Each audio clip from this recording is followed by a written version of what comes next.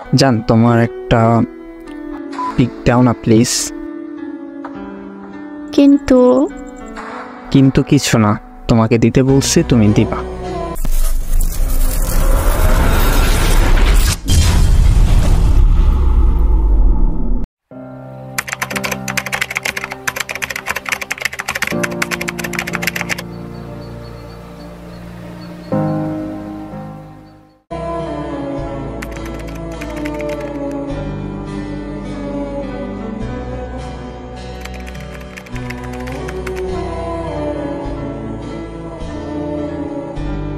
আসসালামু আলাইকুম।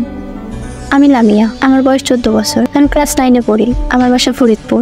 আমার বাবা নেই। আমার নানু বাসা থেকে পড়াশোনা করি আমি আর আমার ভাইয়া। নানু আর আম্মু দেশের বাইরে থাকে। একদিন টিকটকে ভিডিও দেখছিলাম, হঠাৎ একটা ছেলে মেসেজ করে। ছেলেটার নাম ছিল রাফি, বাসা ফরিদপুর, বয়স 17। সে ইন্টার সেকেন্ড ইয়ারে পড়াশোনা করতো। হাই। হ্যালো, কে আপনি? আমি রাফি। তো কিসের জন্য মেসেজ দিয়েছেন? না, এমনিতেই মেসেজ দিলাম। তো আপনার নামটা জানতে পারি? পারেন। আমার নাম লামিয়া। খুব সুন্দর নাম। ধন্যবাদ। আচ্ছা, আমরা কি ফ্রেন্ড হতে পারি? পারি। সত্যি? সত্যি।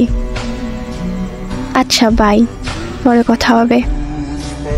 আচ্ছা, বাই। কিছুদিন পরে। হাই। হ্যালো। কেমন আছো?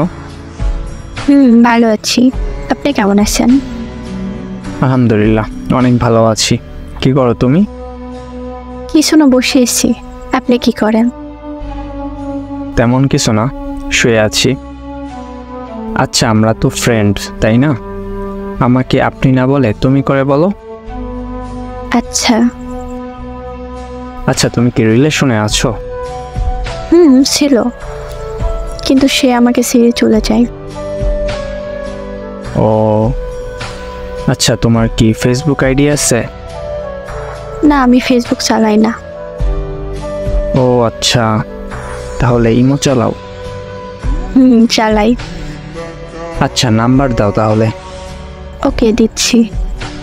আচ্ছা, কল দিব? দাও।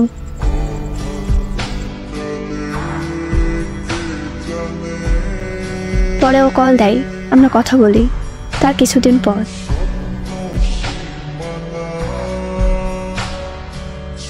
ওই আছো? বলো। তোমাকে একটা কথা বলতে চাই। কি কথা? I love you. সত্যি? হ্যাঁ, সত্যি। তুই আমাকে ভালোবাসিস না? আমিও তোকে অনেক ভালোবাসি। I love you. I love you too. এখন থেকে তুমি আমাকে জান বলে ডাক, ঠিক আছে?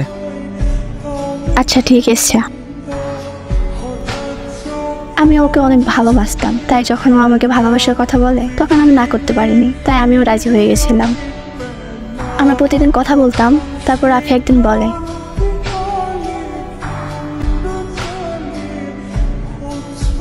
ওই জান, আসো। জান, বলো। ওই শোনো না। বলো, শুনছি। জান, তোমার একটা পিক দাও না প্লিজ। কিন্তু কিছু না, তোমাকে দিতে বলছি, তুমি দিবা। তাছাড়া কিছুদিন পর তো আমরা বিয়েই করব।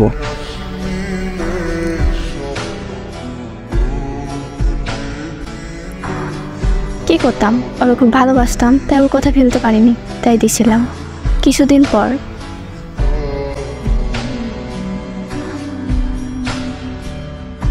ওই শোনো। হ্যাঁ, বলো। চলো না, আমরা দেখা করি। সত্যি জান? হ্যাঁ, চলো, কাল দেখা করি। আচ্ছা, ঠিক আছে জান, কালকে আমরা দেখা করব। আমরা পরের দিন দেখা করি, কিন্তু আমি জানতাম না যে ও দেখা করার নাম করে উল্টোপাল্টা কাজ করবে আমার সঙ্গে। আমি ওরে নিষেধ করি, কিন্তু ও আমারে বলে, জান আমরা তো কিছুদিন পর বিয়ে করব, সমস্যা নাই। পরে আমি ওর কিছু বলিনি, কিছুদিন পরে।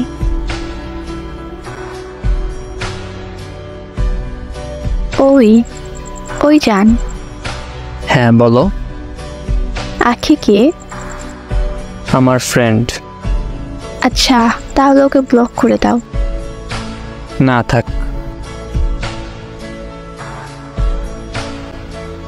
পরে আমি আর কিছু বলি নাই। ও প্রায় আমার থেকে টাকা নিত। একদিন ও আমার কাছে প্রায় 2000 টাকার মতো চাই। আমি জিজ্ঞেস করি কি করবা? ও বলে নতুন একটা ফোন কিনবে। একটা ফোন পছন্দ হয়েছে, 2000 টাকা নাকি কম আছে ওর কাছে। তো আমি কোনো কিছু চিন্তা না কইরা ওরে 2000 টাকা দিয়ে দিই, কারণ বড্ড ভালোবাসতাম পাগলটারে। কিছুদিন পর আমি আখিরে মেসেজ দিয়ে জিজ্ঞেস করি যে রাফি তোমার কে হয়? ও বলে রাফি নাকি ওর বয়ফ্রেন্ড। আমি আর কিছু বলার মতো অবস্থায় ছিলাম না, তাই পাই বলে দিই। মেয়েটা আমারে বলে যে কে আপনি, এটা তো বলে যান। আমি শুধু বলি যে আমি লামিয়া বাই। এই কথাটা শুনে আমার খুব খারাপ লাগে। নিজেকে সামলাতে না পেরে আমি আমার হাত কাটি। কিছুক্ষণ পর রাফি আমার মেসেজ দেয়।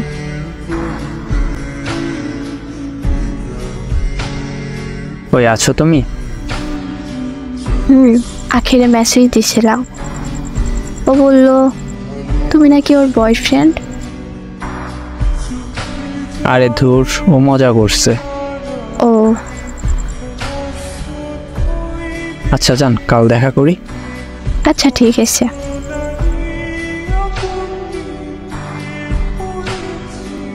তারপর আমরা দেখা করি। রাফি আমার সঙ্গে সেদিনের মতো আবারও বাজে কাজ করে। আমি বাধা দিলেও আবার সেম কথা বলে সেদিনের মতো। আমি জানতাম না যে এটাই ওর সঙ্গে আমার সিঁড়ি দেখা ছিল। তারপর আমি বাসায় যাই। বাসায় গিয়ে দেখি রাফি মেসেজ দিছে। মেসেজে লেখা ছিল, লামিয়া তুমি ভালো থেকো, আমি তোমার সাথে কোনো যোগাযোগ রাখতে চাই না, তাই তোমাকে সব কিছুতে ব্লক করে দিলাম। তারপর আমাকে সব জায়গা থেকে ব্লক করে দেয়। তারপর আর তার সাথে কথা হয়নি আমার। সবাইকে একটা কথাই বলতে চাই যে যে ছেলের মেয়ে ফ্রেন্ড আছে তাদের সঙ্গে কখনো রিলেশনশিপে যাবেন না। আর আমাদের রিলেশন 7 মাসে ছিল। আমি ওরা নিজের থেকেও বেশি ভালোবাসছিলাম, আর ও আমার জীবনটা নষ্ট করে দিল। সবাইকে অনুরোধ করব, রিলেশনে যাবার আগে ভেবে দেখবেন, আর কাউকে এত সহজে বিশ্বাস করবেন না।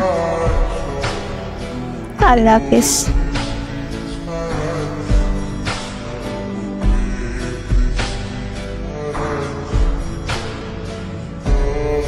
আসলে এখানে যে ছেলের দোষ তাও না। 24 সালে আসার পরেও এইরকম যদি ধোকা খায় কোনো মেয়ে, তাহলে সেই মেয়ে একেবারেই বোকা।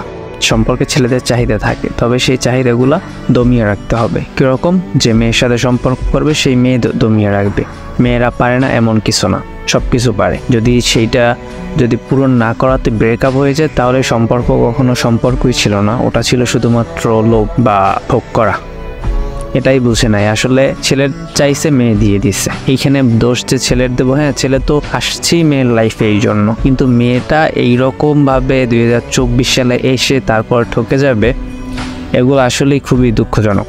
তো আশা করি যারা বোনেরা আছেন তারা এইসব দিক থেকে সাবধান থাকবেন। আপনাদের বলছিলাম 50K সাবস্ক্রাইবার উপলক্ষে Q&A ভিডিও দেব। 3টে ভিডিওর কমেন্ট থেকে তারপর আমি কমেন্টগুলো নিব। তো প্রথম ভিডিওটা আমি কিছুদিন আগে আপলোড করছি, আর দ্বিতীয় ভিডিও হলো এইটা। তো আপনাদের যদি কিছু জানার থাকে তাহলে এই পোস্টের কমেন্টে বলবেন, আর এমন কিছু জিজ্ঞেস করবেন যেটা আমার উত্তর দিতে ভালো লাগে। সবাই এক প্রশ্ন করবেন না, একটু আলাদা আলাদা করেন।